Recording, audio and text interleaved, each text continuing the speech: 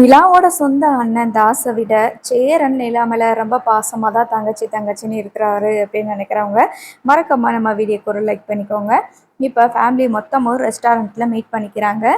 தாஸ் வந்துட்டு சோழன் கிட்ட சண்டைக்கு போகிறாரு. ஆனால் சோழன் வந்து இந்த தடவை விட்டு கொடுக்கவே இல்லை. அதாவது நிலாவும் விட்டு கொடுத்து பேசலை, அவருமே சேர்த்து பேசி தான் சண்டை போட்டுட்ருக்கிறாரு.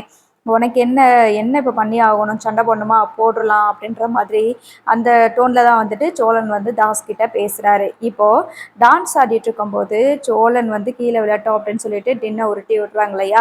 அதுக்கப்புறமா பெரிய பிரச்சனை வரும் அப்படின்னு சொல்லி பார்த்தீங்கன்னா அங்கே வந்து பாண்டியன் வந்து அடிக்கிறதுக்கு போகிறாங்க.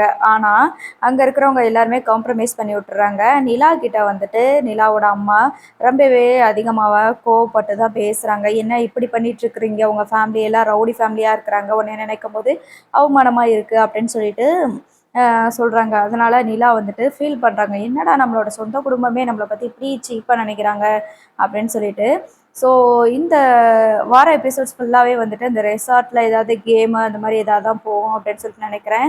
இதுக்கு நடுவில் நிலா வந்து அவங்க அப்பா கிட்ட பேச ட்ரை பண்ணுறாங்க. ஆனால் அவருக்கு பேச விருப்பம் இல்லாமல் நிலா வந்து அவாய்ட் பண்ணிடுறாரு.